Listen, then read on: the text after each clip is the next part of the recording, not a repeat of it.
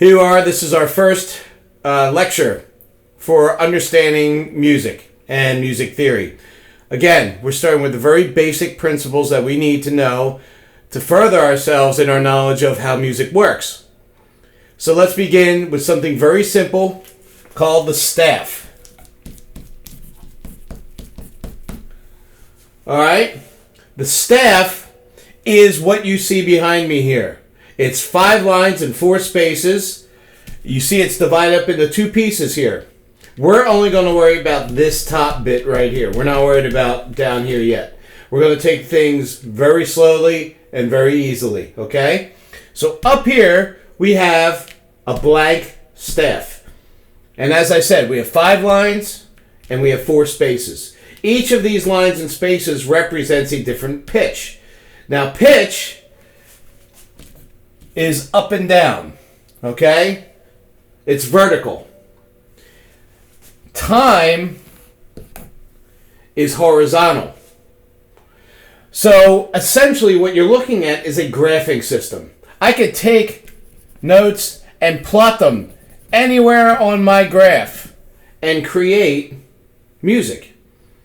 And that's all that music notation is. That's all these notes mean. They're just events in time. If I see a note up here, I know I'm supposed to do something. I'm supposed to blow through the trumpet. I'm supposed to press the key on the piano. I'm supposed to hit the drum.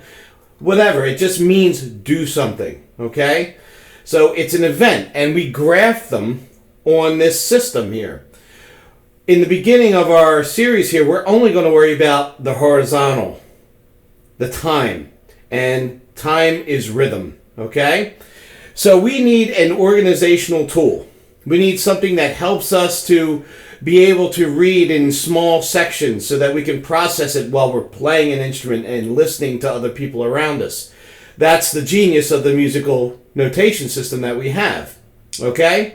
So how does this work? Well, let's start with the basics of what you see on the staff here. You'll notice that there's these vertical lines here that separate things. Okay? These are called bar lines. And bar lines are essentially what helps us count at certain points, okay? If I didn't have bar lines, the conductor could start, 1, 2, 3, 4, you count off the tune, and then we'd start counting as we're playing. 1, 2, 3, 4, 5, 6, 7, 8, 9, 10. And if the song's 5 minutes long, we may be counting up to 8,000 or something, which is ridiculous. You can't do that. You can't count to 8,000 thinking in your head counting while you're playing an instrument and you're trying to listen and you're trying to watch and you've got all this other stuff going on. So it doesn't work. That's not how it is. So we have bar lines, which abbreviates that counting. And for our purposes, everything we're going to do in the beginning here is just count in 4. I think we can all do that. So we're just going to count to 4. So every time I see a bar line, I go through my measure, 1, 2, 3, 4, jump the bar line, I'm back to 1.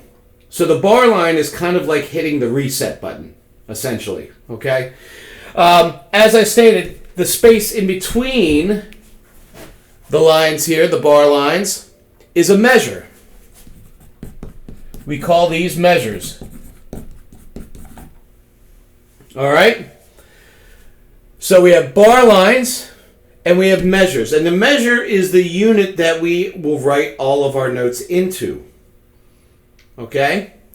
So that's basically how the staff works. It's a graphing system. So to recap, vertical axis, if you're thinking like a graph, is pitch, how high or how low the note goes.